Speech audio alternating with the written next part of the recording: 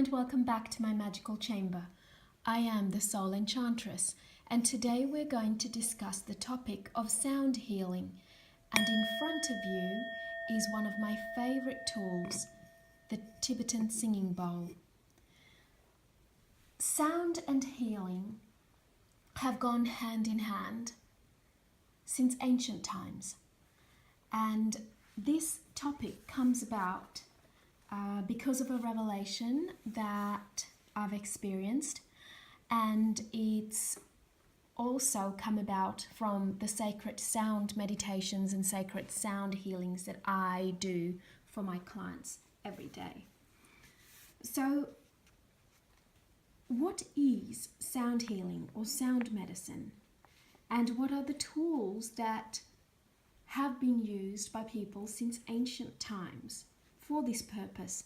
So the most common and the most prevalent are the beautiful singing bowls, rattles, bells, drums, and a whole host of other tools. And with each sacred sound meditation that I create for my clients, which is custom made, I am led to use different tools and sometimes to be extremely creative with the sounds that I create in order to create the sound that is needed for that specific client for the specific healing that they're requiring.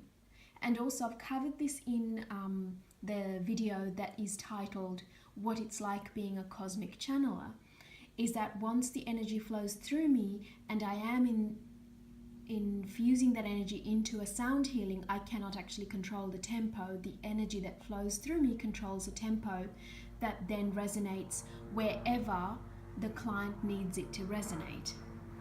Speaking of sound, it sounds like a plane's flying over right now. Okay, but today I actually wanted to briefly talk about a little discussed channel of sound healing, the human voice. And this has come into my awareness through my own experience and from constant client feedback and through my own sacred sound sessions. So what it is, and I've channeled information about this, and as always this is a channeled message, so there's very little to distract you visually so that you can hear and understand the messages from spirit. Because of the energy a healer can channel through them, and this depends on what type of healer you are and what type of energy you channel.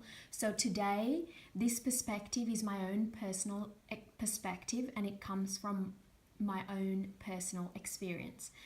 But I think what I have to say will resonate very deeply within those who are meant to hear what I am speaking about. Over the years, since I've consciously been aware, I've always been able to do what I do, but it's only in a few years ago that I allowed myself to be a conscious channel for cosmic consciousness and a conscious channel for energy to flow through me. So ever since I've been able to channel energy through my hands in order to heal, protect, enchant, whatever it is that I wanted to do with this energy. And as the years have gone by, also I've been guided on how to use this energy that courses through me and the conduit that I am. So how to use the cosmic energy that is actually coursing through me. It is not my energy. So there are many healing modalities, but I'm not a trained practitioner where I've learned how to do something. The gifts that I use are spiritual gifts that I was born with and have grown more powerful as I've grown up and become an adult. And I have, through life experiences, been led to use it to help others and to use it and to make it my purpose in life. And it is my purpose in life, and since I've recognized that, I've been led to use it as my form of work. So none of it has been taught Every spiritual gift that I use is something that I was gifted with and has grown stronger, and I've also been guided each step of the way in order to understand how best to use it to help myself as well as others. So what I've noticed is that since the cosmic consciousness flows through me and I have become a conduit for this energy, and it flows through as light language, it flows through as the gestures I create while I'm channeling this light language, it flows through in the messages that I channel and through my pen and onto the paper. It flows through my hands, and I can physically make a difference when I hold my hands over a person's aura or long distance healing sessions. It flows through my feet, it flows out of my voice, and it flows out through my eyes. So this is what I have been guided to create this video about today. It is not something that I've discussed before, and it is very personal and it's extremely sacred to me. But I've been told that it is time that I allowed those whom I am currently helping and those who I will help to understand what it is and how it is that I help you. So today we're going to speak about how the human voice, or in this case my voice, actually also acts as a sacred sound healing tool. So the energy that flows through my voice, I have been told many times, many times by my clients, that even when I create divinations for them and I speak to them in a video session or in person, that my voice changes and it takes on not so much that it changes, but it's more so that the tonality and the information that flows through actually carries a resonant vibration that registers far deep within their soul, deep within their subconscious, as opposed to it just being something that you hear with your ears. This is feedback I am receiving, and it is not something that I'm actually saying just for the sake of it. And also I've been told that the light language sessions, as I've said to you before and I've discussed in the other video about me being a cosmic channel, is that the sounds made in my light language sessions I can't usually create when I'm not channeling.